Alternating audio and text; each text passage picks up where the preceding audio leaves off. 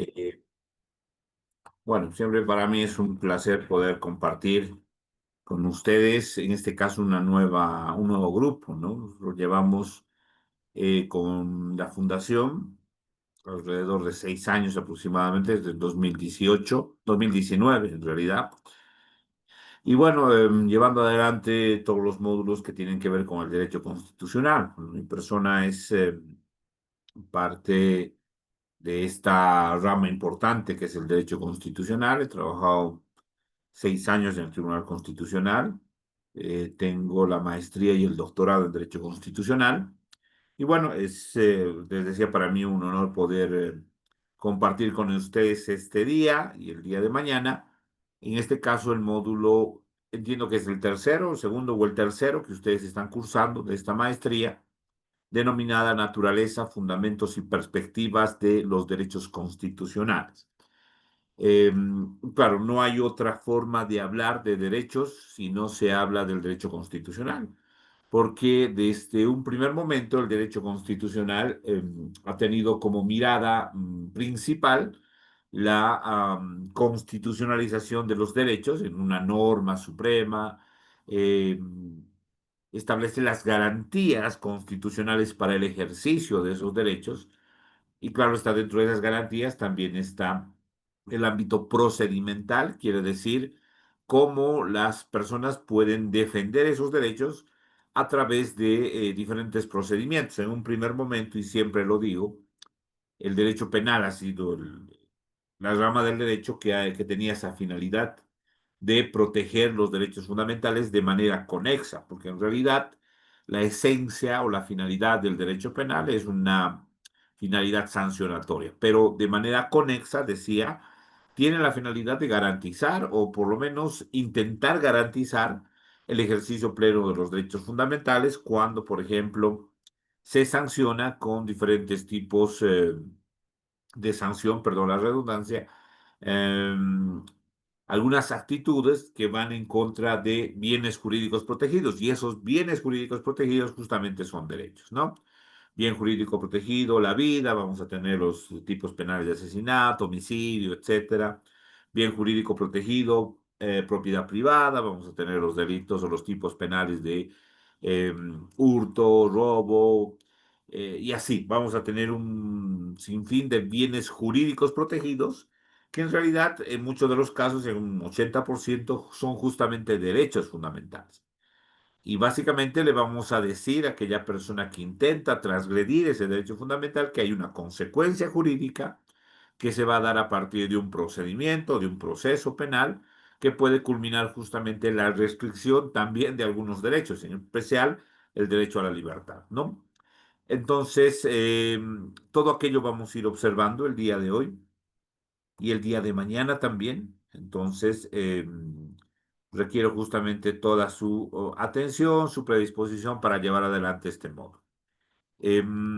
Cualquier duda que tengan, y eso tengan la completa libertad y también el conocimiento de que pueden detener la clase para poder realizar alguna consulta, alguna aclaración o solicitar alguna aclaración que haya podido quedar incompleta de alguna explicación que se pueda estar dando dentro de la temática de exposición.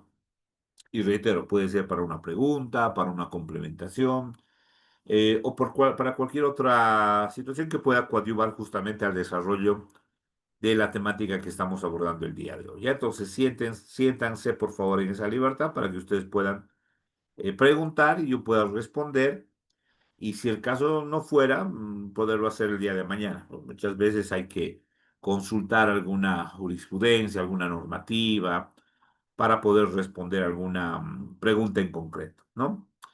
Vamos a tener en este módulo 3 actividades. El día de mañana un cuestionario post clase.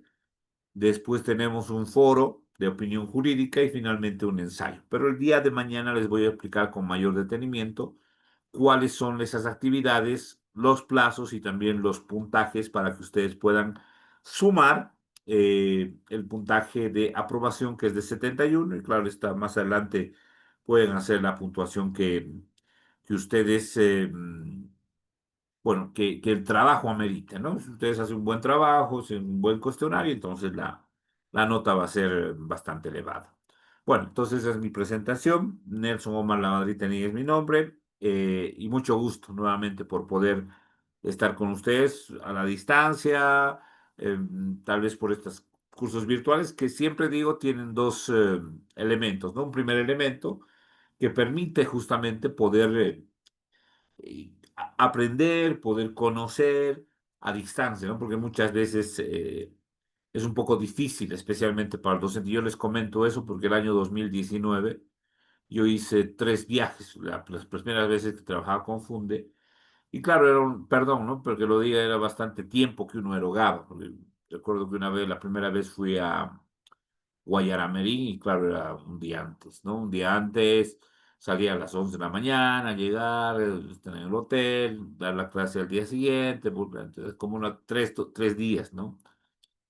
Eh, pero claro, y la pandemia nos ha dado estas herramientas que ya existían, sí, pero se han ido consolidando de manera mucho más importante, ¿no? Y lo negativo es la interacción, quizás, porque en realidad no existe una interacción como tal, pero el docente también ha ido aprendiendo de que más allá, y al menos eso es lo que me pasa, de estar explicando frente a una computadora todo el contenido del módulo, están los estudiantes que están atendiendo, ¿no? Pero claro, siempre existen esos elementos que a veces uno le hacen pensar que no todos atienden, pero bueno, son los menos, digamos, ¿no? Bien, entonces vamos a iniciar hablando justamente de la naturaleza, reitero, fundamentos y perspectivas de los derechos constitucionales. Y reitero nuevamente por la importancia, claro está, de que no existe otra rama del derecho, que no sea el derecho constitucional, donde se pueda hablar de manera amplia, de manera progresiva, incluso de los derechos fundamentales. Entonces vamos a observar aquello, ¿ya? Bueno, en un primer momento hay que comprender que la normatividad no siempre ha estado guiada a entender de que se debería aplicar de forma igualitaria, ¿no? Eh, y esa palabra, y eso quisiera que lo tomen muy en cuenta, la palabra igualdad tiene mucho que ver con los derechos fundamentales. Porque si existe desigualdad no podemos hablar de derechos, ¿no? Mucho menos de derechos humanos, porque los seres humanos como tal, y lo vamos a ir viendo desde la Constitución norteamericana, la Declaración de Independencia de las 13 colonias, la Declaración de Derechos y Deberes del Hombre en Francia, siempre ha tenido esa esencia, ¿no? La esencia de la igualdad. Entonces, claro está que cuando no existe igualdad, no podemos hablar de derechos humanos, de derechos fundamentales. Y durante mucho tiempo hemos vivido aquello, porque la sociedad siempre se ha ido dividiendo entre quienes gobernaban y quienes obedecían a esos gobernantes, ¿no? Entre los gobernantes y los gobernados, podríamos decirlo así. Y la desigualdad era muy marcada porque no era un ámbito democrático, no era lo que vamos a vivir, entre comillas, el próximo 17 de agosto, una elección donde uno va, decide y la mayoría decide quién va a ser su gobernante. Básicamente, en este primer periodo existe la división plena a partir de la sacralización de los gobernantes. Vamos a comprender en este primer momento que existe una clara división de la humanidad, podríamos decirlo, entre personas que son semidioses o dioses, que tienen todos los privilegios, y personas que no son de ese ámbito, personas, incluso alguien podría nombrar dentro del contexto de la doctrina de derechos y esta desigualdad que se da muchas veces, personas mundanas que no tienen ningún derecho y solamente nacieron para obedecer. De hecho, hay una parte del neoconstitucionalismo que habla justamente de que es la teoría organicista de Spencer, que justamente habla de que en ese primer momento se hablaba de que existía un gobierno que era la cabeza y los obreros o el resto de la gente que eran los obreros o los brazos que hacían funcionar al gobierno, ¿no? Entonces también ahí se da esa clara diferenciación. Pero ya en este contexto de sacralización que decíamos, de las deidades, de esta división, de esta imposición que uno, claro, todo lo que estamos viendo es mitología, sí, alguien podría decir, pero eso no está comprobado, ¿no? Pero sí es un elemento para poder comprender qué es lo que ocurría en esos primeros momentos. Entonces vamos a tener dioses griegos, ¿no? Que ustedes están viendo en su pantalla, Zeus, Poseidón y Ares, los más importantes. Ahí tenemos Hera, Hermes, Afrodita, Atenea, Apolo, Artemisa, etcétera, ¿no? Que son dioses griegos que tienen bajo su mando al resto de la humanidad. Y entonces ahí hay una división clara, ¿no? Los gobernantes o los dioses son los que tienen todos los privilegios, son todos los que tienen los derechos, y el resto son quienes van a obedecer únicamente. En ese contexto no es posible hablar de derechos humanos porque hay una plena desigualdad, ¿no? Reitero, es sí, alguien puede decir y con total seguridad de que es mitología, pero sí nos da pie a pensar de lo que va a ocurrir después, ¿no? Porque básicamente las monarquías se fundan en esa idea de que existen dioses y los descendientes de esos dioses están destinados a ser gobernantes. Pero bueno, estamos en esta primera etapa de que hay dioses, semidioses y el resto de la humanidad. En cuanto a los dioses romanos, lo propio, vamos a tener Júpiter, vamos a tener a Saturno, Neptuno, Plutón, Venus, Minerva, Marte, etcétera, ¿no? Que cada uno además va a tener un contexto especial o una jurisdicción especial, podríamos decir. Van a tener un módulo, si es conmigo o con otro docente, que se llama el módulo de pluralismo jurídico, algo relacionado al pluralismo jurídico, y me da pie justamente para comprender aquello, ¿no? Porque cuando nosotros hablamos de diferentes jurisdicciones dentro de un mismo estado, como lo que ocurre en Bolivia, la jurisdicción ordinaria, indígena, originaria, campesina y agroambiental, podríamos decir que es el primer estado que tiene este reconocimiento de diferentes jurisdicciones dentro de un mismo territorio.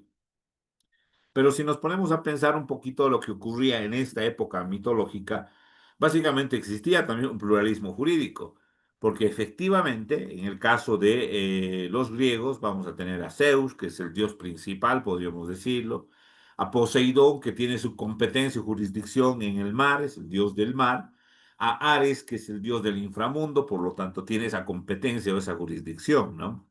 Lo propio va a ocurrir con los dioses romanos, Júpiter, que es el dios del cielo. Vamos a tener a Neptuno, que igual que es dios de los mares o del mar, que tiene su jurisdicción en ese ámbito.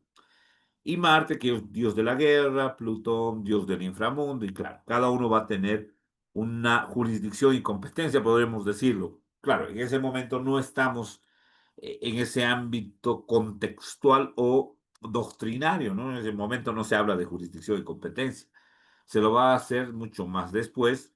Y estos días se habla mucho, ¿no? Especialmente cuando exista este reconocimiento del pluralismo jurídico, en el caso boliviano, jurisdicción y competencia. Pero en el caso boliviano también, o cercano al caso boliviano, porque hay que reconocer que también la cultura es compartida con Perú, vamos a tener a Manco Cápac y Mamaollo, que igual, ¿no? Vamos a tener esa cultura de los incas que va a estar igual dividida entre aquellos incas que son dioses o descendientes de los dioses que van a ser los gobernantes y el resto que no va a tener derechos, ¿no? De este primer momento vamos a tener un segundo momento que sí efectivamente está escrito y que lo hemos estudiado y que lo hemos visto, y estoy hablando de la época de la monarquía. Entonces vamos a tener reyes, reinas, vamos a tener emperadores, que van a llegar a ese punto no a partir de una elección democrática, una postulación, etcétera, un partido político, ¿no? Simplemente porque son descendientes de los dioses o tienen alguna línea directa con los dioses, ¿no? Entonces ahí vamos a tener igual a los incas y los incas, claro, va a tener una sucesión hereditaria, podemos decir, dentro del gobierno, que punto aparte también ha sido una propuesta en la Asamblea Constituyente del año 2006. Dentro de la propuesta se hablaba de que debería ser, claro, de este ámbito radical, podríamos decir, del indigenismo, ¿no? Decía que Bolivia debería ser una monarquía incaica Es decir, deberíamos buscar al Inca sucesor del último Inca que ha gobernado el Tahuantinsuyo y que él sea el gobernante de Bolivia, ¿no? Algo así era la propuesta. Pero no, estamos en otra etapa, estamos hablando de una etapa democrática. Pero en esta segunda etapa que les decía, que está representada por estas figuras de acá abajo, de los reyes, emperadores, monarcas, tampoco va a existir ese término de igualdad. En realidad no existe, no va a existir, y por lo tanto, como dije al principio, a un inicio, sin igualdad no es posible hablar de derechos fundamentales, porque la desigualdad es la que justamente configura como un elemento de ir en contra del reconocimiento de los derechos fundamentales o de los derechos humanos con una plena vigencia en la humanidad, no solamente en algunos cuantos. Entonces no podemos hablar de derechos humanos porque además, y lo vamos a ver más adelante, un elemento central de los derechos humanos es que estos son inherentes al ser humano.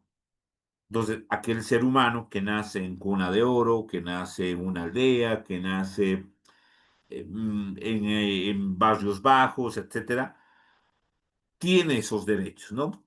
Tiene esos derechos que están descritos por el solo hecho de ser humano.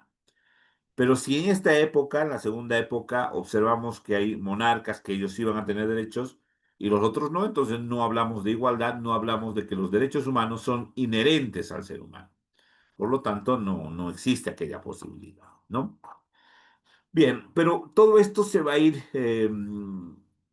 volcando, podríamos decir, un término bastante coloquial, o eh, girando en cuanto a la idea jurídica, ¿no?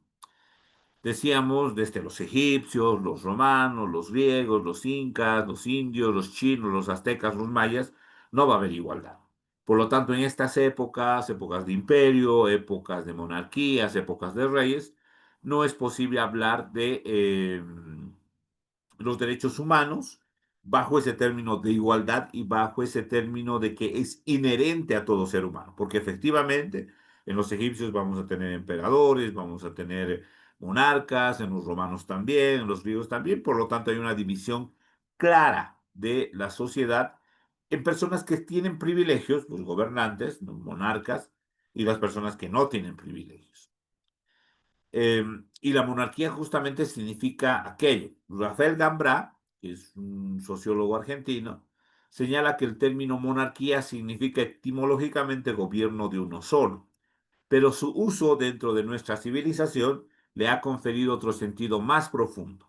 No es monarquía todo gobierno de uno solo, y hace una comparación justamente ahí, porque dice, si tal fuera, habría sido grandes monarquías, la de la Unión Soviética con Stalin, porque Stalin era un gobierno de uno solo, ¿no? En Argentina la de Perón, y si quieren un poquito más cercano, hablando de Corea del Norte, Nicaragua, Venezuela, etc.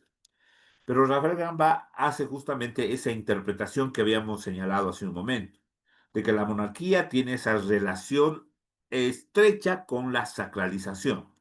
Monarquía es un gobierno en cierta medida sacralizado. Claro, porque nosotros, o en esa época, egipcios, romanos, no elegimos a los gobernantes. En realidad son impuestos por la historia, por la sucesión, etcétera, ¿no? Por la relación de parentesco. Entonces, en el cual, dice Rabagamba, el monarca es considerado como representante del Dios, de Dios en el orden civil o temporal y reina en nombre de Dios. Entonces ahí nos ponemos la primera limitante para hablar de derechos humanos. En esta época tampoco hablamos de derechos humanos porque, reitero, hay una clara división entre aquellos que tienen privilegios, que tienen derechos, que tienen facilidades, estudios, dinero, recursos, y el resto que no. Entonces, acá no podemos hablar de derechos humanos. Entonces reinan los gobernantes en nombre de Dios o de los dioses o de semidioses y en una relación muy neta, aunque muy matizada, con el otro poder que es el pontificado.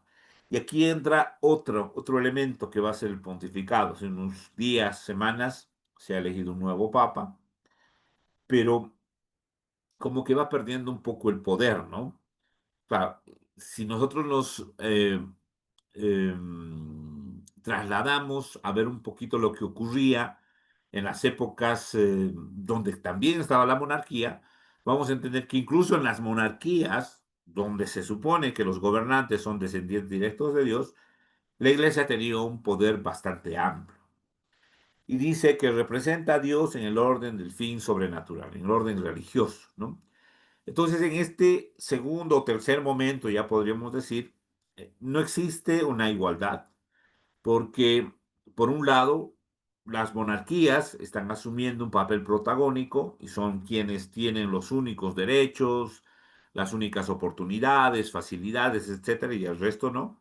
Y por el otro lado, está también la iglesia que tiene su finalidad de asumir ese protagonismo similar al que tienen los monarcas, ¿no? Bien, entonces la iglesia va a tener un rol importante, decía hace un momento, porque va a ser la primera instancia, institución, instancia, autoridades, etcétera, que va a intentar de manera muy superficial la existencia de derechos del ser humano.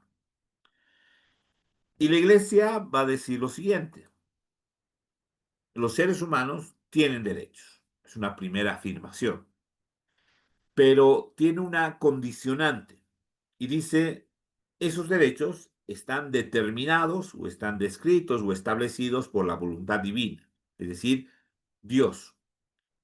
Básicamente lo que dice la iglesia es que Dios le da derecho a los seres humanos, no el rey, no el monarca, no el propio ser humano, no la naturaleza, sino Dios. Y dice, reitero nuevamente, el ser humano tiene derechos, pero esos derechos provienen de la voluntad divina. Y ahí viene la pregunta, ¿y cómo sabemos cuál es la voluntad divina? Y podría darse como una trampa, ¿no? Si uno comprende. Eh, es como decir, yo voy a tener la última voz, pero va a ser revisada por otra persona, más o menos así, ¿no? Y dice, sí, es la voluntad divina. Entonces, ¿quiénes interpretan esa voluntad divina? Es una pregunta. Los que interpretan la voluntad divina son las autoridades del pontificado, la iglesia. Así, digamos, no hay mucho chiste, como diría el Chavo, ¿no? Chespirito. Así no hay chiste, porque en realidad se reconocen derechos que la voluntad divina o la voluntad de Dios otorga derechos al ser humano, pero esos derechos son interpretados por la iglesia. Entonces, básicamente es la iglesia quien determina quiénes tienen derechos y qué derechos tiene el ser humano. Entonces, la pregunta es, ¿quiénes conocían esa voluntad divina para traducirla en normas jurídicas universales? La iglesia. Y reitero nuevamente, así no tiene ningún sentido, ¿no? Porque es la iglesia que básicamente puede decir qué es derecho, qué no es derecho, quiénes tienen derecho, en qué momento tienen derecho, etcétera. La iglesia tiene un rol importante también en afirmar bueno, es un poco contradecido, ¿no? Pero en realidad en señalar la negatividad, eso sí, la negatividad de que el ser humano tiene derechos. Y en realidad vamos a tener este escenario con los franciscanos. Así como son, uno diría, ¿no? La congregación o el grupo de la iglesia más pobre, más humilde, no tienen recursos, pero en realidad viene desde su propia filosofía. Ellos dicen que los seres humanos no tienen derechos, que lo único que hacen los seres humanos al llegar a la tierra es dos cosas: servir a Dios y servir al prójimo. Y la tercera es que esperan justamente de la voluntad divina que se les pueda dar alimentos, ropa, etc. Ellos no van a acumular riquezas, al contrario, siempre van a compartir. Ellos no van a tener la idea individualista, al contrario, siempre van a compartir.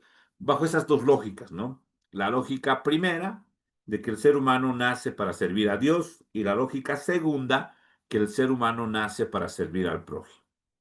Todos los franciscanos, con esta frase, dentro del derecho canónico, señalan lo siguiente: los hermanos nada se apropien, ni casa, ni lugar, ni cosa alguna.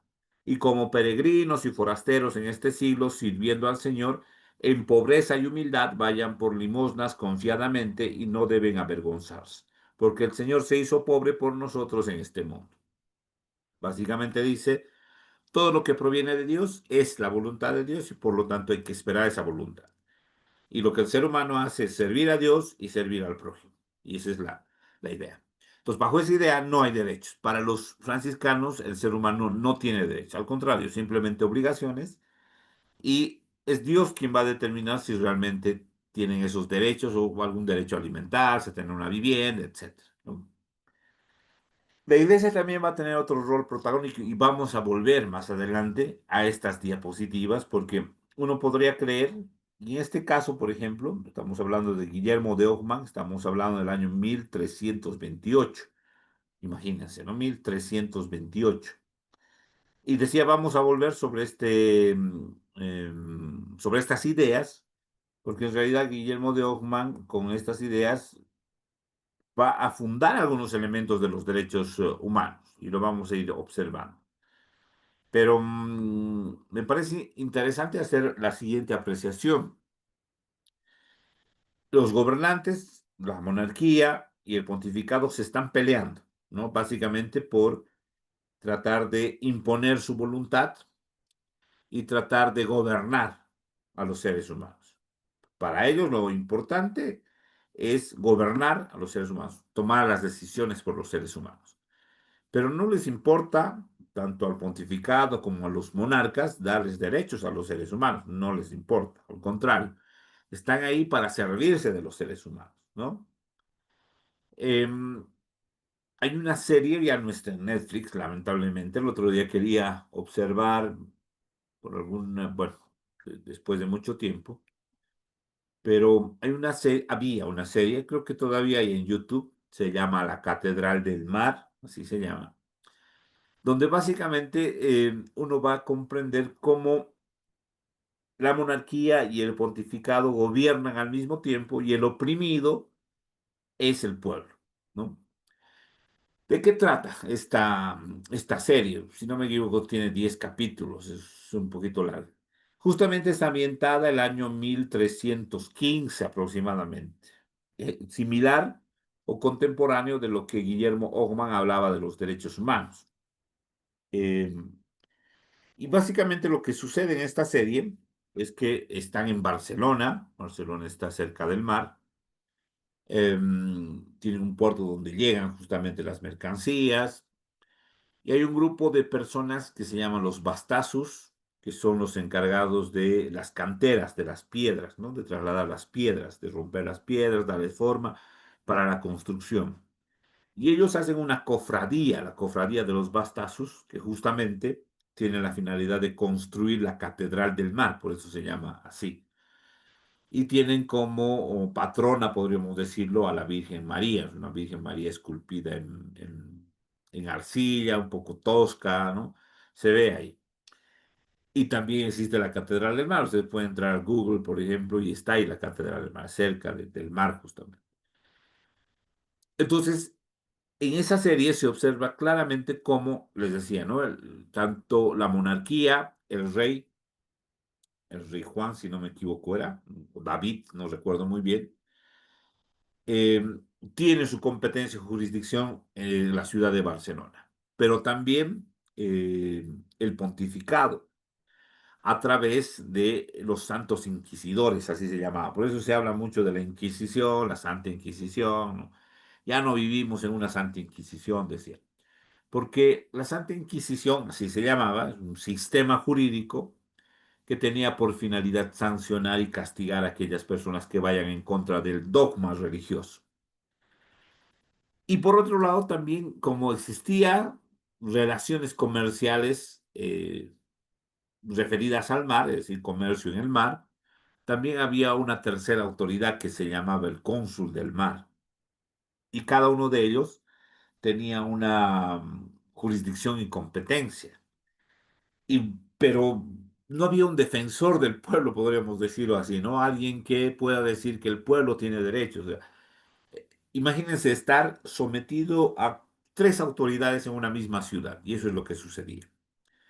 Entonces, si digamos una persona no cumplía con los tributos, no cumplía con las cargas que el rey les ordenaba, entonces eran llevados ante el rey y eran juzgados por el rey.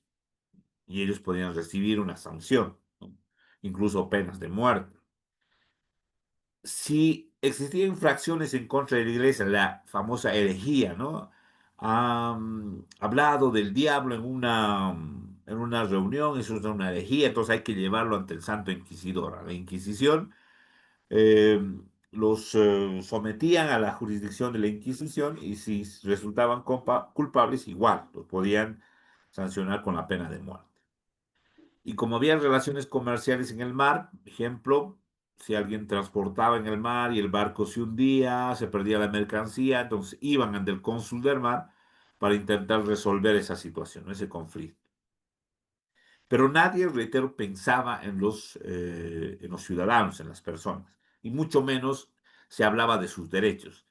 Y en ese escenario es simplemente hablar de obligaciones, ¿no? Obligaciones en relación al rey, de cumplir con los tributos, de cumplir con las contribuciones al rey, etcétera. Obligaciones con la iglesia, de hablar bien de la iglesia, de no ir en contra de la religión, obligaciones con el cónsul del mar, de hacer buen trato comercial, de cuidar la mercancía, ¿no? Recuerdo que una escena justamente de esas es cuando un barco está transportando fruta y viene un viento fuerte y el barco se vuelca y se pierde toda la fruta y el dueño de la fruta le va donde el cónsul del mar y el cónsul del mar le dice, sí, tienes que pagar, ¿no? Entonces no hay una justicia, digamos, real de la situación, una ponderación y básicamente por una situación de un viento, de un oleaje, era el dueño del barco el que tenía que pagar la mercancía, ¿no? Y ahí parecía bastante injusto.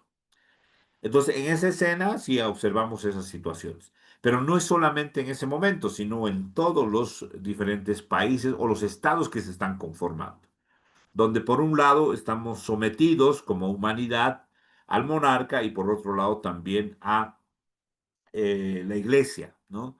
Y Guillermo de Hoffman escribe un libro que se llama Relaciones Teológicas o Theological Relations, que sería justamente un libro que es estudiado también dentro del derecho canónico.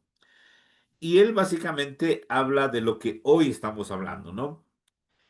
Y el día de hoy, si uno va a la universidad y le pregunta a un estudiante de derecho qué es justamente el derecho o un derecho de un ser humano, te va a decir, yo tengo derechos hasta tanto no vaya en contra del derecho del otro, ¿no? Y siempre utilizan y siempre observo, mi derecho termina donde empieza el derecho del otro, ¿no? Pero lo usamos como un elemento importante para hablar del respeto de los derechos de las demás personas. Pero fíjense que en 1328 Guillermo de Ockham ya hablaba de aquello y decía, todo aquello que a mí me aproveche y a ti no te hace daño es adecuado para la equidad de forma inmutable. Básicamente es lo mismo, ¿no?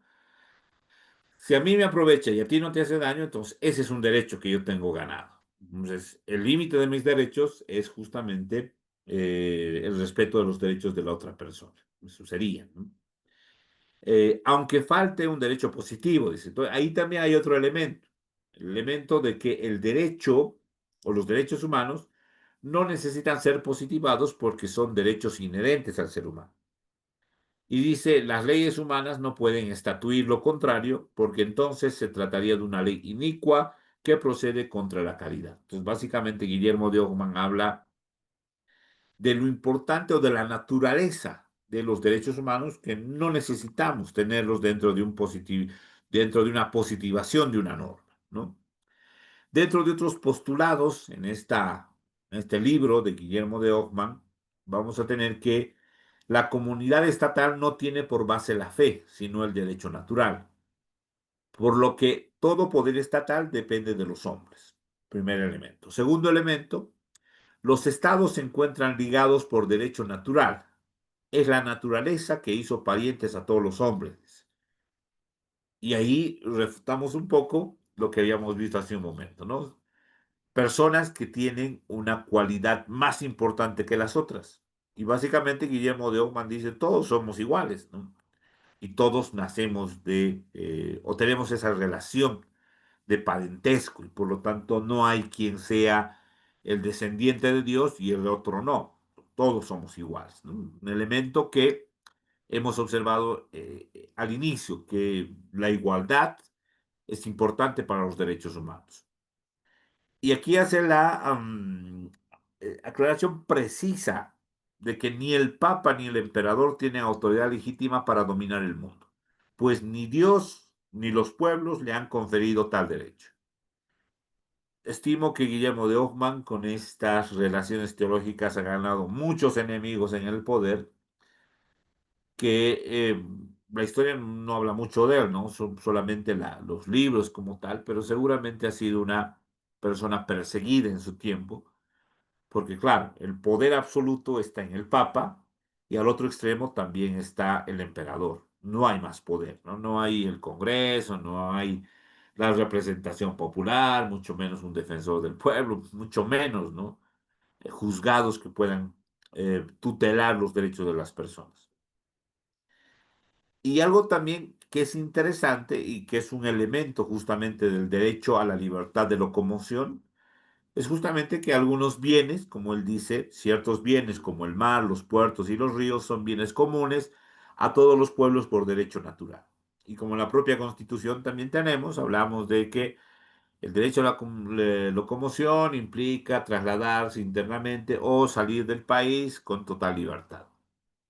Entonces, el derecho a la libertad de locomoción también está expresada en las relaciones teológicas de Guillermo de Oca. Así vamos a ir escalando, podríamos decir, dentro de la historia, y cada uno de los autores, los hechos históricos van a contribuir a que se profundice más el estudio de los derechos humanos. En algunos casos, ya han visto, entiendo, el módulo de neoconstitucionalismo, donde también se habla de la positivación o el positivismo jurídico y el justnaturalismo, ¿no? El positivismo y el justnaturalismo. Y los derechos humanos tienen algo de los dos. Es justnaturalismo porque es parte o inherente al ser humano, derecho natural, ¿no? Y es positivismo porque se requiere la positivación para que sea de cumplimiento obligatorio. Aristóteles dice que divide la justicia en lo que llama la ley particular, que sería el positivismo jurídico, que es la ley de las polis o la ley que imponen los gobernantes, y la ley común, que es la ley que rige la naturaleza. Y en esta ley general o ley común que rige la naturaleza, a él coloca a los derechos humanos. Y que para él justamente es la justicia objetiva. San Agustín parte del concepto de la ley eterna que pasaba por el filtro racional del hombre. Y dice, hay una ley general, que sería el naturalismo, pero pasa por la racionalidad del hombre y se convierte en positivismo. Es ley natural, a su vez las leyes que derivan son las leyes positivas, ¿no?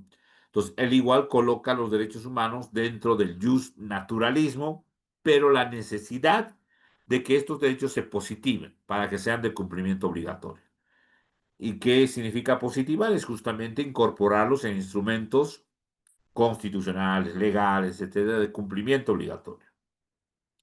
Santo Tomás habla de la conservación del propio ser, la conservación de la especie, la vida en sociedad, busca la verdad como elemento primario de la justicia y también coloca a los derechos humanos dentro del jus naturalismo.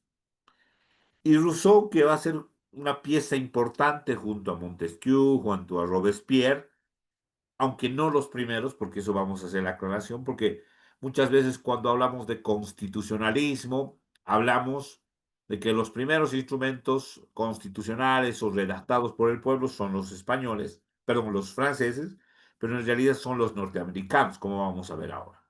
Pero bueno, Rousseau también plantea, ¿no?, ciertos elementos y plantea la existencia de una sociedad asocial o idílica, donde la libertad y la igualdad son derechos naturales. Y aquí hay una precisión, ¿no? Claro, esta apreciación de Rousseau se da justamente antes de la Revolución Francesa. Por eso habla de una sociedad idílica. Es una sociedad donde existen esos sueños, esos, eh, eh, esas situaciones que son difíciles de cumplir, ¿no? Pero que están propuestas. Y entre esas situaciones difíciles de cumplir está la libertad y la igualdad, y que él dice son derechos naturales. Libertad e igualdad son derechos naturales, es decir, le corresponden a todos los seres humanos, sea monarca, sea plebeyo, sea cualquier persona. Y dice también que la corrupción va unida a la aparición de la sociedad. Pero bueno, el primer elemento es el que nos interesa más. Y efectivamente, cuando llega la Revolución Francesa, donde se va a discutir justamente estos derechos, lo primero que se va a hablar es de la libertad y de la igualdad. Libertad e igualdad como elementos de los derechos humanos. Y reitero, el, la palabra, el principio, en un primer momento era también considerado derecho, ahora es un principio.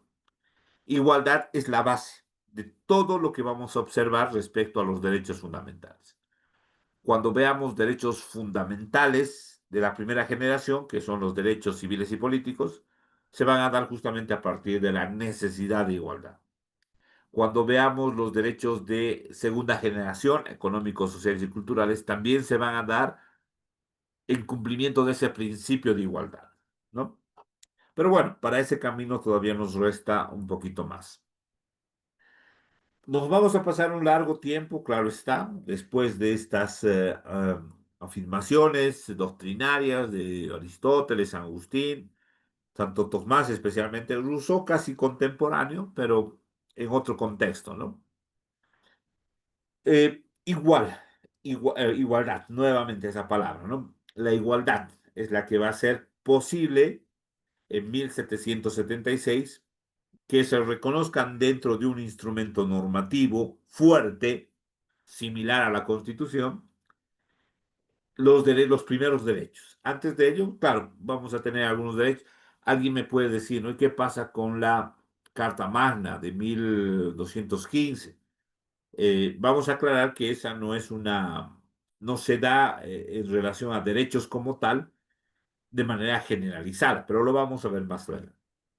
Entonces, en 1776 han debido ver la película El Patriota, ¿no? La película El Patriota justamente se ve todas estas escenas, ¿no? Y también se discute cuando en la primera parte está justamente el protagonista en una reunión, ¿no? Donde se va a decidir si se va a hacer la guerra o no con los ingleses. Y ahí hablan, ¿no? Un poquito de la desigualdad, del trato desigual. ¿Qué es lo que sucedía en lo que ahora es Estados Unidos? Existían claramente dos sociedades, podríamos decir, ¿no? O una división de la sociedad claramente definida. Por un lado estaban los ingleses, nacidos en Inglaterra, militares, hacendados, etcétera. Y por otro lado estaban las personas ya nacidas en Norteamérica, a quienes se los denominaba como colonos, ¿no? Ambos grupos sociales en muchos de los casos producían sus productos, ¿no? Cultivaban sus productos, etcétera. Pero había una desigualdad y además ambos grupos sociales tenían la posibilidad de acceso a la tierra, es decir, comprar un territorio.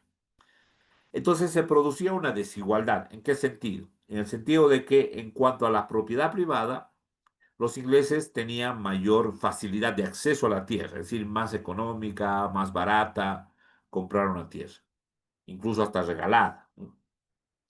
Y en cuanto a los tributos, los ingleses no pagaban tributos, porque eran hijos, bueno, eran ingleses, la corona inglesa estaba, digamos, en su momento importante, eran los que dominaban, etc.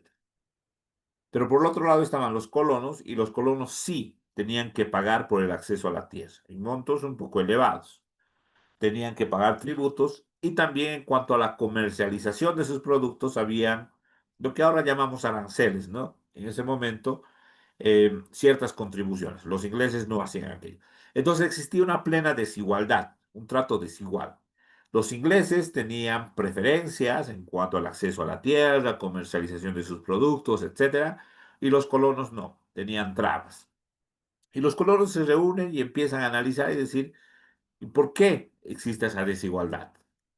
Y ahí surge, ¿no? La necesidad de que exista esa igualdad y que el trato sea igualitario. Y ahí es donde se produce justamente, ¿no? Más allá de de los abusos, atropellos de los ingleses, los norteamericanos van a intentar independizarse de los ingleses y lo van a lograr más adelante, ¿no? Robert Livingston, Benjamin Franklin, Thomas Jefferson, John Adams, Roger Sherman, entre algunos. Entonces, en 1774, las primeras veces que se habla de los derechos que se van a consolidar en 1776. En 1774 existe la Declaración del Congreso Continental Constituyente, que es el primer elemento normativo para, si se quiere, fundar un nuevo Estado, en realidad Estados Unidos como tal. Y en esa Declaración del Congreso Continental Constituyente de 1774 se incorpora justamente los derechos, la importancia del consentimiento, porque está ligado, ¿no? Y dice, ¿por qué me obligan a pagar impuestos sin antes consultarme? Entonces, que me consulten y si yo consiento para pagar algún impuesto, lo voy a hacer, ¿no? El derecho a la vida, el derecho a la libertad y el derecho a la propiedad. Todo ello en condiciones de igualdad. Entonces, los colonos hablan de la igualdad como elemento central del reconocimiento de estos derechos. Pero ello no va a quedar ahí, ¿no? Vamos a tener, en 1774 también se va a dar la Declaración de Derechos del Buen Pueblo de Virginia, que es igual a la Declaración del Congreso Continental Constituyente, en cuanto al año y también al contenido. En esta declaración se habla, por ejemplo, de que todos los hombres son por naturaleza igualmente libres, el término igualdad, ¿no? Que es una lucha constante para el reconocimiento de derechos libres e independientes, y tienen ciertos derechos innatos, es decir, que nadie se los puede quitar, nadie les puede desconocer o reconocer a un grupo o a otro grupo, no. Innato del ser humano, y todo ser humano nace con esos derechos, de los que cuando entran en estado de sociedad no pueden privar o desposeer a su posterioridad por ningún pacto. Y entre esos derechos tenemos el goce de la vida y la libertad, con los medios de adquirir y poseer la propiedad privada y de buscar y obtener la felicidad y la seguridad. 1776, ya con la consolidación de las batallas, las victorias que se han dado justamente en esa escena, ¿no? Las escenas del Patriota, donde ya llegan los franceses, empiezan a tener mayor fuerza y finalmente hacen su acto de liberación de los ingleses. Y en 1776 justamente firman la Declaración de Independencia de las 13 colonias, que posteriormente van a ser 15, pero en realidad no se va a modificar, ¿no? 1777, Declaración de Independencia de las 13 colonias. Y dice la parte más importante, ¿no? Sostenemos como evidentes por sí mismas estas verdades, que todos los hombres son creados iguales, nuevamente el término igualdad, que son dotados por su creador de ciertos derechos inalienables, derecho natural o jus naturalismo, entre los cuales está la vida, la libertad y la búsqueda de la felicidad. Este término se ha hecho una película, ¿no? En búsqueda de la felicidad. Y justamente el protagonista, Chris Gardner, habla, ¿no? ¿Cómo pudo Thomas Jefferson, dice, señalar de que una persona solo puede buscar la felicidad, porque en realidad no existe una felicidad plena, dice, no, búsqueda de la felicidad? Bueno, que para garantizar estos derechos se instituyen entre los hombres los gobiernos que derivan sus poderes legítimos del consentimiento de los gobernados. Entonces aquí hay una modificación drástica, ¿no? Si en la monarquía son los reyes los que decidían, ya con las repúblicas, porque en realidad este es un sistema de gobierno republicano, se va a tener la necesidad del consentimiento de los gobernados. Y además me llama la atención que muchos años después, el año 2009, con antecedente del año 1900, no, del 2008, perdón, del año 2008, eh, en Bolivia se haya dado algo similar a lo que decía la Declaración de Independencia de las 13 colonias y básicamente es el referéndum revocatorio, ¿no? Claro, acá no está como un referéndum revocatorio, pero es algo similar. Dice que siempre que una forma de gobierno se haga destructora de estos principios, vida, libertad, búsqueda de la felicidad, el pueblo tiene el derecho de reformarla o abolirla e instituir un nuevo gobierno. Referéndum revocatorio en nuestra época, ¿no? que se funda en dichos principios y a organizar sus poderes de forma que a su juicio les sea más adecuada para alcanzar la seguridad y la felicidad. Todo depende del pueblo, ¿no? Como tal. Entonces, se hace un viraje bastante fuerte respecto a que todo depende del gobernante, o en este caso del monarca, y se le da importancia al pueblo. Por eso es tan importante la Declaración de Independencia de las 13 colonias, porque es la primera normativa en la cual, después de una lucha, y eso también es lo relevante, ¿no? Porque, claro, han habido luchas o concesiones que no derivan de una necesidad de igualdad. En este caso era necesidad de igualdad, una lucha y plasmar esa igualdad en estos derechos. Entonces, claro está de que resulta muy, muy importante la Declaración de Independencia de las 13 Colonias de 1776. Casi contemporáneo, por eso les decía, ¿no? Porque en la historia sí es bueno reconocer un poco en cuanto a los años. 1776, Estados Unidos; 1789, Francia.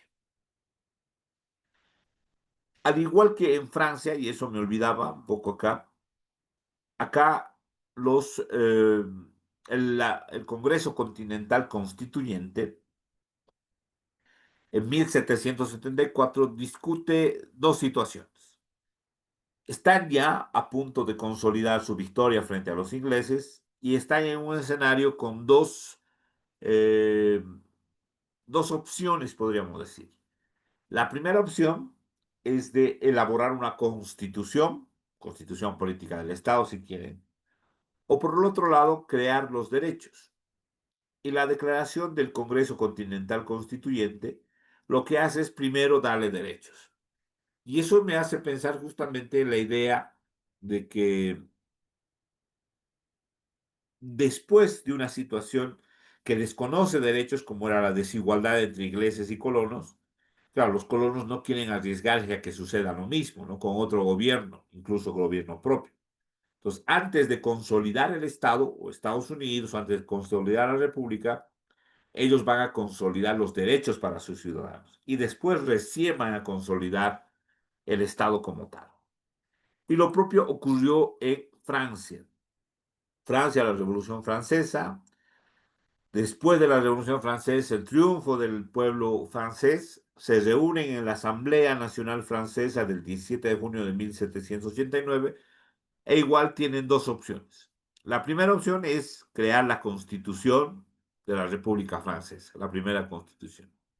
Y la otra opción es primero discutir y hablar de los derechos de sus ciudadanos, de los ciudadanos. Y estamos hablando de la Declaración de Derechos y Deberes del Hombre. Y aquí el camino está claro, ¿no? Hay dos caminos y se elige por primero hablar de los derechos. Y después van a venir la primera, segunda, tercera, hasta cuarta constitución, ¿no?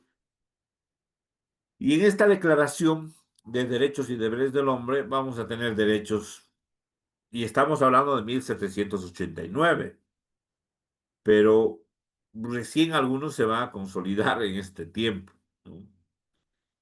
Claro, todo es historia, todo es parte de la historia, de esta hermenéutica del relacionamiento social que se ha tenido, ¿no? Pero sí, sin duda son elementos que son muy importantes en la actualidad. Y veremos qué derechos tenemos en esta Declaración de Derechos y Deberes del Hombre de 1789. Artículo 1. Los hombres nacen y permanecen libres, iguales en derecho. Igual, nuevamente el término igualdad, libertad. Artículo 2. Reconocen los derechos a la libertad, la propiedad, la seguridad y la resistencia a la opresión. Y eso me llama la atención respecto al artículo 14, si no me equivoco. Ah,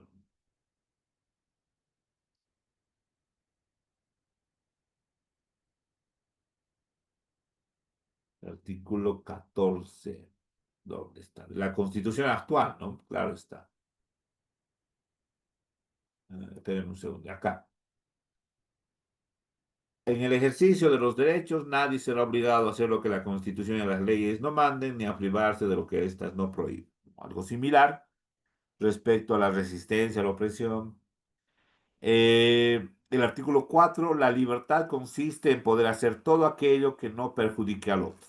Y ahí volvemos a lo que decía Guillermo de Hoffman en 1328. Todo aquello que a mí me aprovecha y a ti no te hace daño es adecuado para la equidad. Plasmado en la Declaración de Derechos y Deberes del Hombre de 1789. Artículo 7. Ningún hombre puede ser acusado, arrestado o detenido al margen de la ley. Lo que también se interpreta en el artículo 21 de la Constitución actual. Y claro, todo lo que estamos observando es parte de los derechos constitucionales, ¿no? 21, 23, perdón. La libertad personal solo podrá ser restringida en los límites señalados por la ley, ¿no? Nuevamente, obtenemos muchos elementos de la historia, de la Declaración de Independencia, de la Declaración de Derechos y Deberes del Hombre. Artículo 9. Todo hombre se presume inocente mientras no sea declarado culpable, que en el caso boliviano es una garantía constitucional, ¿no? Que es elemento del debido proceso, que es la presunción de inocencia. El artículo 11. La libre comunicación, pensamiento o opinión es uno de los derechos más preciados del hombre, que también está en la Constitución boliviana. Los ciudadanos tienen derecho, perdón, a comprobar la necesidad de la contribución pública, aceptarla libremente y vigilar su destino. Y esto no se va a cumplir sino recién hasta los años, en el caso boliviano, ¿no? Los años 1995 con la ley de participación popular y la ley de municipalidades, pero que se va a consolidar más adelante en la Constitución actual en el artículo 241 y 242. Claro, pero estamos hablando de 1789. Imagínense cuánto tiempo ha pasado para que recién el constituyente boliviano pueda asumir que ese derecho esté incorporado en nuestra Constitución, ¿no? Y es el derecho a la participación y control social. Bueno, lo primero, el derecho a comprobar la necesidad de la contribución pública. Podríamos hacerle una conexión con el derecho a la petición, que también está en el artículo 24 de la Constitución, ¿no? Pero ya el derecho a vigilar su destino, aceptarla libremente, también hay una garantía constitucional que se llama el recurso contra tributos, tasas y patentes, que es del orden constitucional, ¿no? Si una persona asume de un tributo, tasa o patente no es adecuado, que se ha elevado mucho, puede plantear ese recurso contra impuestos, tasas y patentes, ¿no? Pero el otro elemento es el elemento de vigilar su destino. La Constitución boliviana de 1825 no hablaba nada de aquello. Sí había la posibilidad de que la Cámara de Censores y tenía esa atribución de vigilar el cumplimiento de la Constitución, pero hasta ahí. Y no hemos tenido ese derecho de vigilar el destino, que les decía que yo lo comparo con el artículo 241 y 242 de la Constitución, que es justamente la participación en control social. El pueblo soberano, por medio de la sociedad organizada, participará en el diseño de las políticas públicas, aceptar libremente la contribución pública, ¿no? La sociedad civil organizada ejercerá el control social a la gestión pública en Ay, todos los aquí niveles estoy. del Estado.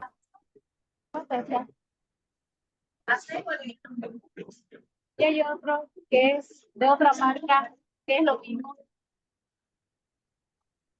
¿Qué?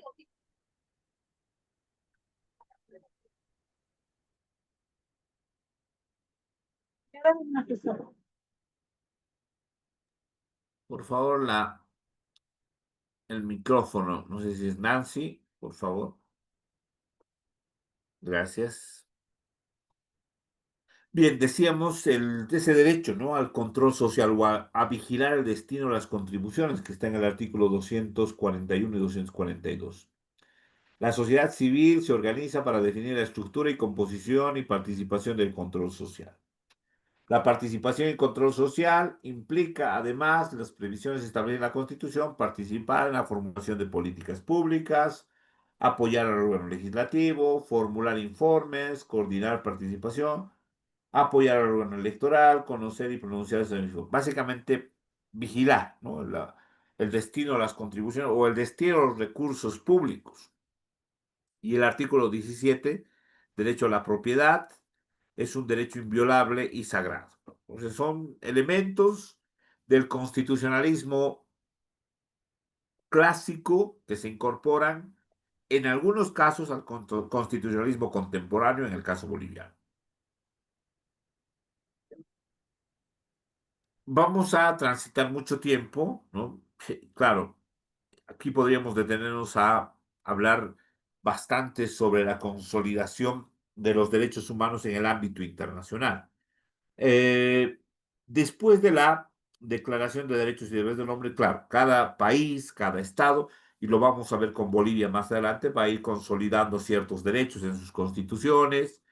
Y lo importante después de la constitucionalización de los derechos va a ser la positivación de estos derechos en el ámbito supraestatal, porque se va a tener escenarios bastante fuertes referidos a la historia que van a ser necesario que los derechos fundamentales no solamente se consagren en las constituciones de los estados, sino también en normativa internacional o supraestatal, ¿no?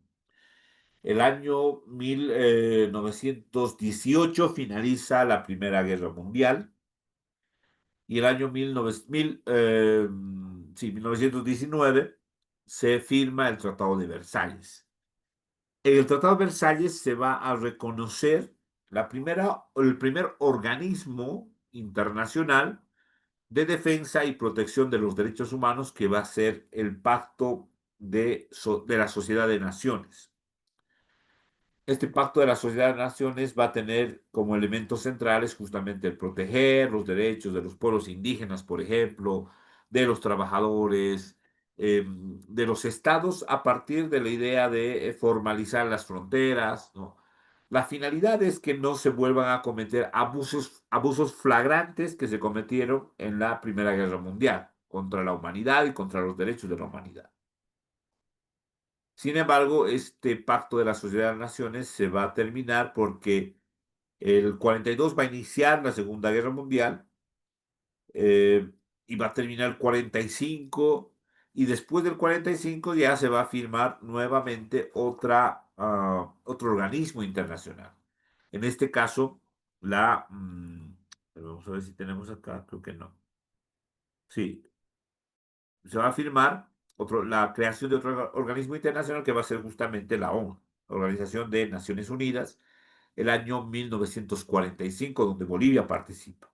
Y el año 1948 se va a firmar el primer instrumento, bueno, si el primer instrumento normativo consolidado después de una lucha es la Declaración de Independencia de las 13 colonias, el primer instrumento normativo de orden internacional o supraestatal va a ser justamente la Declaración Universal de Derechos Humanos, que todavía está vigente. Muchos podrían pensar que la Declaración Universal de Derechos Humanos es el primer instrumento normativo de orden o de cumplimiento obligatorio en todos los estados. Sin embargo, en el estado boliviano no sucedió aquello porque Bolivia nunca ratificó la declaración, ¿no? Una declaración que nunca ha sido ratificada. Pero bueno, se van a ir consolidando otros instrumentos internacionales, pactos, convenios y tratados, que es preciso un poco aclarar el contenido, ¿no? La declaración es un documento que detalla una serie de derechos sin que ello implique directamente un compromiso por parte del Estado, es un paso previo. Los pactos ya son firmados por los estados, son vinculantes una vez suscritos, ratificados, puestos en vigencia y adoptados por los mecanismos internos. Y los tratados son en los que van a participar no solo los países, sino también instancias internacionales, la ONU, la OEA y los países, claro está. En la Declaración Universal de Derechos Humanos vamos a replicar justamente varios derechos que todavía son parte de la normativa interna boliviana y que se han replicado en otros instrumentos internacionales. Aquí hay una pequeña aclaración, y es justo hablar de aquello, porque alguien podría decir, ¿y si Bolivia no ha reconocido la Declaración Universal de Derechos Humanos dentro de su normativa. ¿Por qué no lo ha hecho? Porque en realidad no hay una ley de ratificación. Ustedes buscan en la normativa boliviana y no vamos a encontrar una ley que ratifique mediante el Congreso o la Asamblea Legislativa la Declaración Universal de Derechos Humanos. Y alguien podría decir, ¿y cómo no lo ha hecho Bolivia, no? Estamos huérfanos, no tenemos un instrumento normativo internacional de defensa de nuestros derechos. Y la respuesta es sí, Bolivia no lo ha hecho quizás por el trance bastante rápido de la creación de otra normatividad, puesto que el Pacto Internacional de Derechos Civiles y Políticos, y aquí está, lo vamos a tener, que ha sido adoptado por la ONU en 1966, Bolivia lo ha ratificado el año 2000. Lo propio con el Pacto Internacional de Derechos Económicos, Sociales y Culturales, que ha sido adoptado el mismo año y que Bolivia también lo ha ratificado el mismo año por la misma ley, la ley 2119.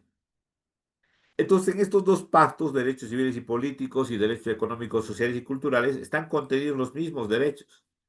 Es decir, no hay necesidad de ratificar la Declaración Universal porque Bolivia ya ha ratificado estos dos pactos que tienen, reitero, el mismo contenido.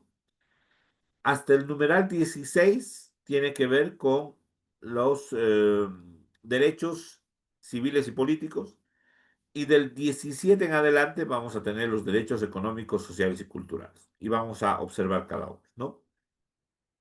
El artículo 1, todos los seres humanos nacen libres e iguales con dignidad y derechos. Artículo 1, igualdad, libertad, Revolución Francesa, Revolución Norteamericana, Guillermo de Ockham, todo es una coincidencia, podemos decir, histórica, ¿no?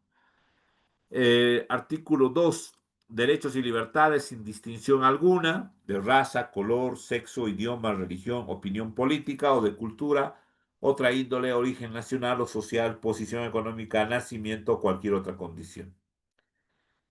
El principio de inherencia al ser humano, no importa dónde viva, qué color, qué raza, qué religión, la única condición que se exige es la de ser humano. Yo no me había percatado, pero lo hago ahora, revisando justamente una tesis de que en Bolivia, y claro, no se cumple aquello. El artículo 144 de la Constitución señala que un ciudadano puede ejercer funciones públicas, dice, ¿no? Sin otro requisito que la idoneidad. Y la verdad, sí, uno estudia la Constitución, pero a veces se pierden las palabras o no se encuentran las palabras.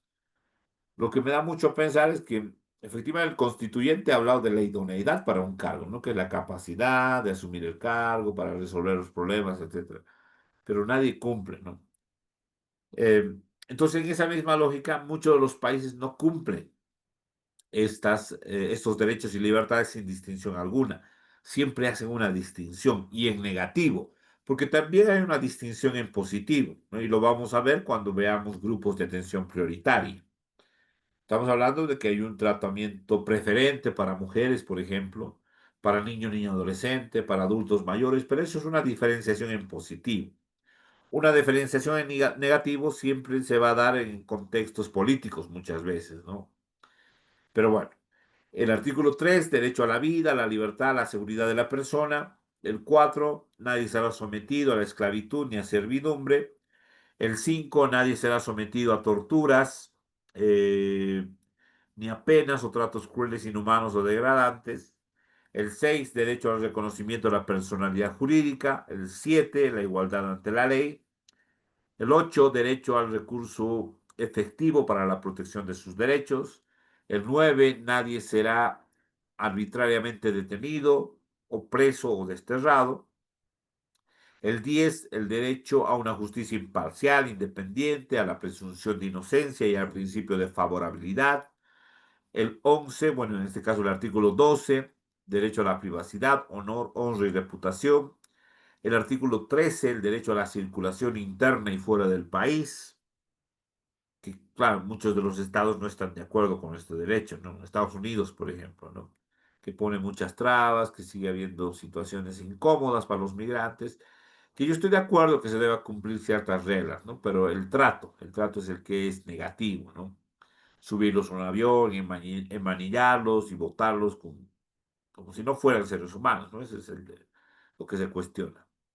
Derecho al asilo, derecho a la nacionalización, a la nacionalidad, perdón, y naturalización, derecho a la propiedad, derecho a la libertad de opinión, pensamiento y conciencia y asociación, derechos políticos y a la participación política, y el 18, derecho a la seguridad social, que es parte de los derechos económicos, sociales y culturales, derecho al trabajo, igual, salario y trato digno, y el derecho a la educación.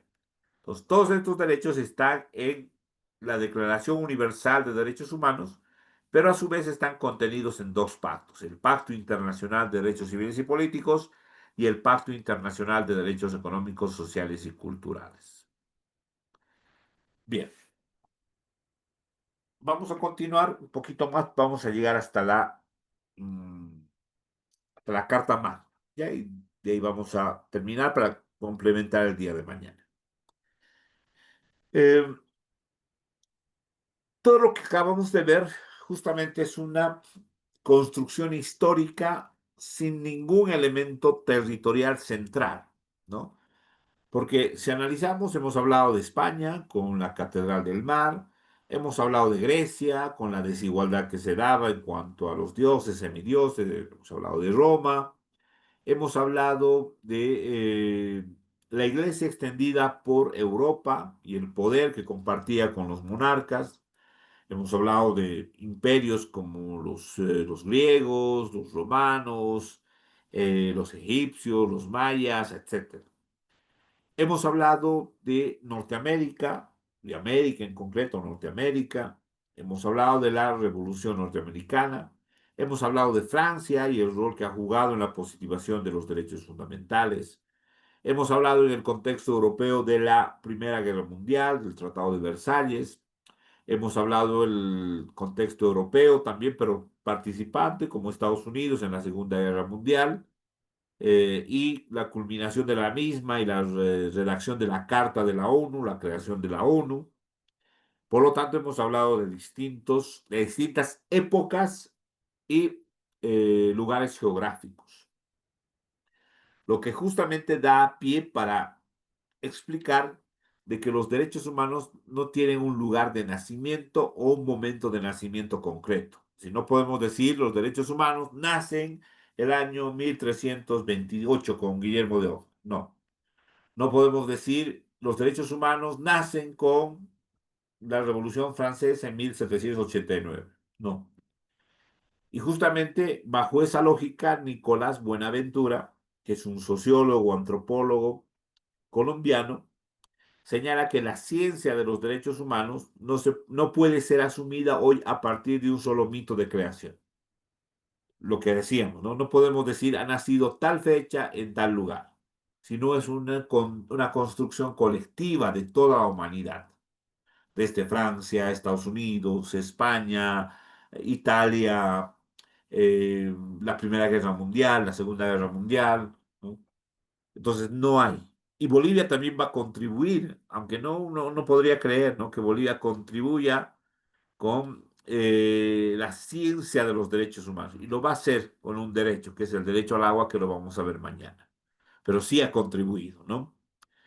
Y dice, antes de que los derechos humanos estuvieran en las cartas, que tuvieran carta de ciudadanía, es decir, que fueran reconocidos como derechos humanos, inherentes al ser humano, de forma igualitaria, etcétera, es decir, dice, consagrados en pactos por medio de cartas, fueron siempre gente, dice, es decir, siempre existieron. ¿Y cómo existieron? Existieron en la mentalidad de Aristóteles, por ejemplo, cuando hablaba de un derecho, de un naturalismo. Existía en la mentalidad de San Agustín cuando hablaba de la libertad, existía en la mentalidad de Rousseau cuando hablaba de la libertad de igualdad, existía en la libertad de Thomas Jefferson cuando hablaba de la búsqueda de la felicidad. Es decir, siempre existieron, dice justamente Nicolás Buenaventura, con lo cual coincido plenamente. O sea que estaban vivos, dice.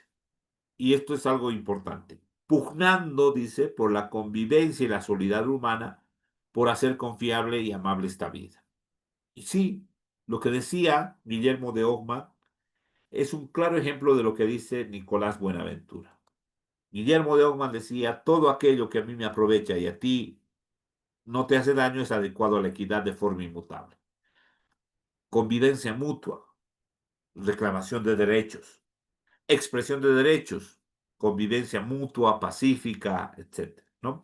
Entonces, los derechos humanos, reitero, no tienen un lugar concreto de nacimiento, siempre existieron en la mente o en la idealización, como decía justamente Rousseau, ¿no? Es una sociedad idílica, decía él, donde está, ¿tá? Plantea la existencia de una sociedad asocial e idílica, donde la libertad y la igualdad son derechos naturales. Él pensaba en su momento de que estos derechos tenían que ser reconocidos en las normas. Y lo vamos a hacer después, 1776 en Norteamérica, 1789 en Francia, 1948 la Declaración Universal de los Derechos Humanos. Entonces, efectivamente, lo que dice Nicolás Buenaventura tiene mucho de cierto, ¿no? Y siempre existieron, decía él, y siempre estaban pugnando por existir, por ampliarse más. Se ha peleado en un primer momento por el derecho a la vida, a la igualdad, la libertad y la propiedad privada, pero eso se fueron consolidando y de manera progresiva ampliando más derechos al trabajo, a la educación, a la estabilidad laboral, beneficios sociales en el ámbito laboral, ¿no? A los derechos de las mujeres, de los derechos de las niñas, niños, adolescentes, derechos de los pueblos indígenas. Es decir, estamos hablando de una consolidación constante y progresiva de los derechos humanos, con lo cual coincido plenamente con Nicolás Buenaventura. Pauline Honton Heath, que es un Botswana, si no me equivoco, es su país, que es asesor de la ONU justamente en temas de derechos. Él señala que ciertamente Europa no inventó los derechos humanos. Y aquí volvemos, ¿no? Porque hemos hablado más de Europa, hemos hablado de Grecia, Roma, Francia, España, hemos hablado de la Primera Guerra Mundial que se da en Europa, de la Segunda Guerra Mundial que se da en Europa, el Pacto de la Sociedad de Naciones que se da en Europa, el Tratado de Versalles que se da en Europa. Es decir, hemos hablado más de Europa, ¿no? Y poco de Norteamérica, Sudamérica, África o Asia. Entonces, él sí, justamente le da un relieve importante a Europa y dice, ciertamente Europa no inventó los derechos humanos, coincidente con lo que dice Nicolás Buenaventura, como tampoco inventó la idea de dignidad humana, dice. Simplemente fue capaz de realizar sobre este tema, y ese fue su mérito, una investigación sistémica que adquirió la forma de una discusión progresiva abierta. De esta manera produjo la cosa, sino el discurso sobre la cosa. Ahora, si nos remontamos a lo que sucedió en Estados Unidos, también Europa tiene incidencia, porque Europa también, bueno, muchos discuten, ¿no? Que las ideas fueron compartidas entre los norteamericanos y los franceses. Otros dicen que los franceses sacaron la idea de los norteamericanos y otros dicen que los norteamericanos sacaron la idea de los franceses respecto a los derechos. Pero en realidad hubo esa relación, ¿no? Entonces sí se hizo una investigación sistemática porque, reitero, el primer instrumento normativo, el Tratado de Versalles, podría considerarse como tal, va a establecer de que existe esa necesidad de dotar a los seres humanos de derechos. Y claro, con la Carta de la ONU también se va a consolidar aquello, ¿no? Entonces dice que Europa tiene un mérito de producir un poco o sistematizar un poco los conceptos en sus constituciones, normativas, etcétera, pero que igual no es el creador, ¿no? Pero sí tiene ese mérito. Y dice, reitero, ¿no? Una investigación sistémica que adquirió la forma de una discusión progresiva y abierta. En realidad sí, ¿no? De esta manera produjo no la cosa, porque la cosa sería derechos humanos, que decíamos junto a Nicolás Buenaventura, que no tienen un lugar concreto, fecha concreta de creación, sino el discurso de la cosa, sino el discurso de los derechos humanos. Y le da ese rédito a Estados Unidos, perdón, a Europa, no, perdón, a Europa. Bien, entonces hasta acá observamos cómo es tan importante el tema de los derechos humanos y nos vamos a quedar con estos dos elementos para ir un poquito reflexionando para mañana. El término de inherente. ¿Por qué es tan consustancial la inherencia del derecho al ser humano? Porque un derecho como tal no puede merecer una discriminación en cuanto al trato, ¿no? La Declaración Universal ya lo decía en su momento respecto a, sin distinción alguna, raza, color, sexo, idioma, religión, opinión política o cualquier otra índole, origen nacional, social, posición económica, nacimiento, cualquier otra condición. Entonces, es inherente al ser humano. Es inherente al ser humano porque en realidad es parte fundamental del ser humano en un contexto jurídico. Lo jurídico ayuda mucho cuando se hablan de cláusulas pétreas. Y una cláusula pétrea o que no se puede modificar es justamente el término de inherente, el derecho inherente al ser humano, ¿no? Un derecho inherente al ser humano. Esta es una película que la han debido ver mucho tiempo, es Avatar, ¿no? Acá están los Navi, así se llaman, ¿no? Los que habitan ese lugar, y están orándole a su deidad, Eiwa se llama, ¿no? El árbol de las deidades, ellos le llaman.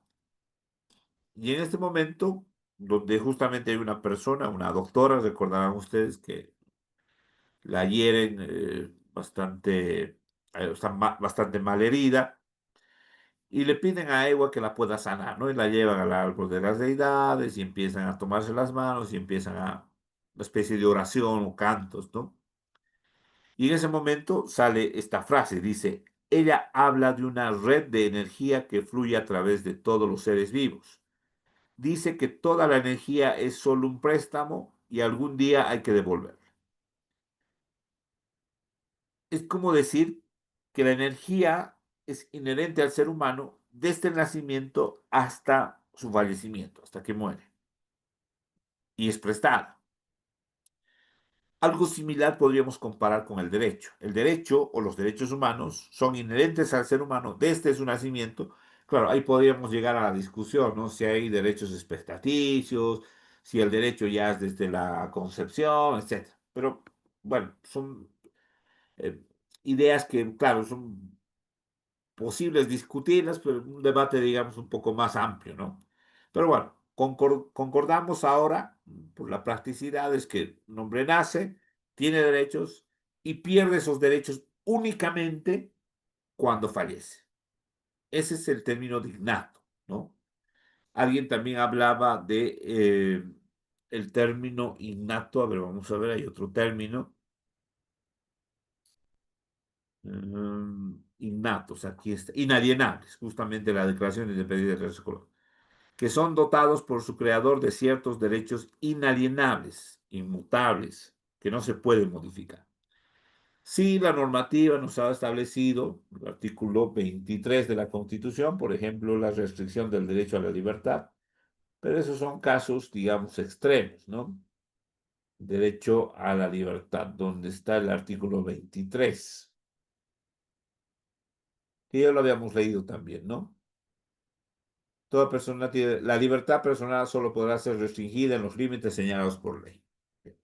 Pero más allá de eso, los derechos son innatos al ser humano porque se asemejarían a esa energía, ¿no? Con el que nace el ser humano, o el espíritu, si algún otro lo llama así, el alma, no sé, pero nadie puede, ¿no? Quitarle esa energía, el alma, la vida, el espíritu a un ser humano, únicamente cuando este ser humano fallece, ¿no? Entonces, ese es el término de inherencia. El derecho humano es inherente al ser humano, es inmodificable, es, no sé si la palabra es correcta, pero lo voy a lanzar así, indesconocible, ¿no? Creo que no es correcto, pero algo que no se puede desconocer, ¿no? Pero en realidad el ser humano está revestido de esa cualidad de tener derechos innatos. Y otro elemento un poco más propio de nuestro acervo cultural tiene que ver con este árbol, ¿no? El Bibosi y el Motacú, que están pegados, que uno vive del otro, es una simbiosis.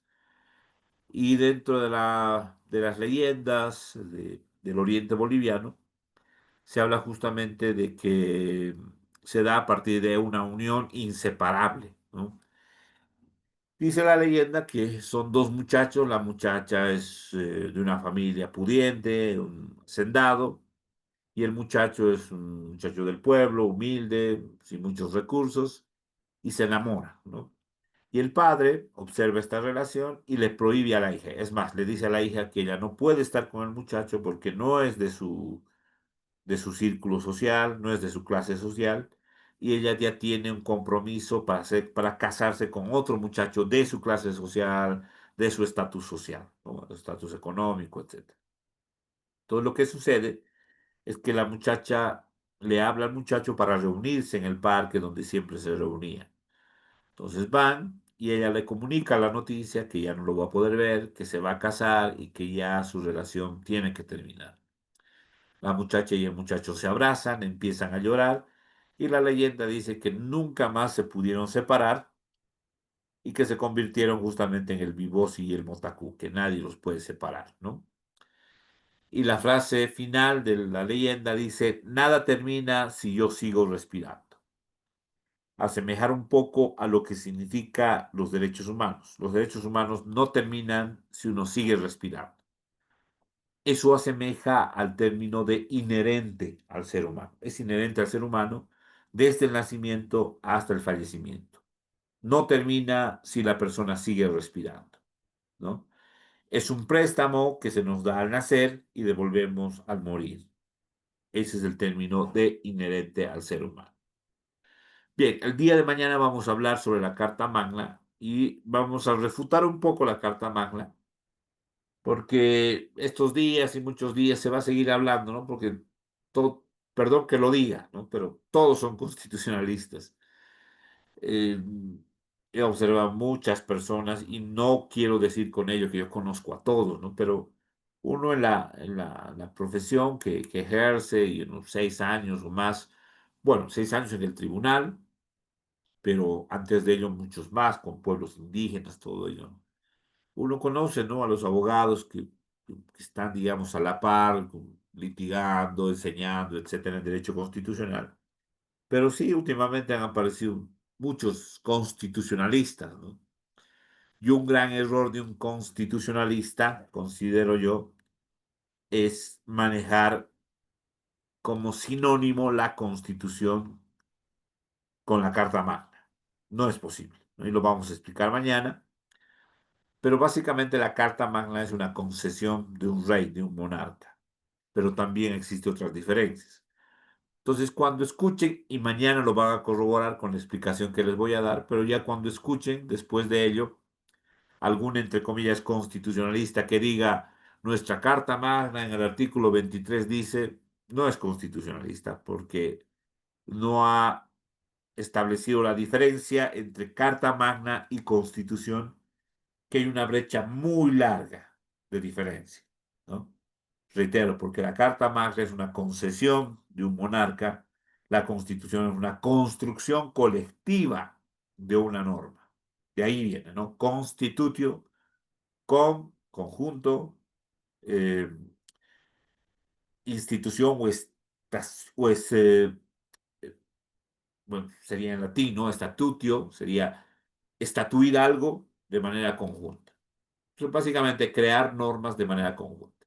Y la Constitución del 2009 tiene esa expresión porque elegimos a nuestros constituyentes, fuimos a votar y fue una decisión colectiva de que la Constitución fuera justamente nuestra norma suprema desde el 2009, esta Constitución que la tenemos actualmente, ¿no? Que no es nueva porque otros utilizan. El otro día veía una tesis que decía desde la nueva Constitución, ya no es nueva, ¿no? Son casi 16 años que tiene la Constitución. Y bueno, la venimos conociendo, compartiendo y no, no se puede hablar de sinónimo. No podemos decir carta magna a nuestra constitución. Uno, porque no es una construcción, una concesión de un rey. No hay un rey que nos haya dicho, ahora les voy a dar estos derechos y estos sí y estos no. Por el contrario, es una construcción colectiva porque todos hemos participado con el voto, con nuestros constituyentes en la aprobación de esa constitución, ¿no? Bien, vamos a quedar acá, por favor, 20:40 y el día de mañana retomamos a las 8:30, ¿no? A ver, espérenme un segundito, por favor. Eh,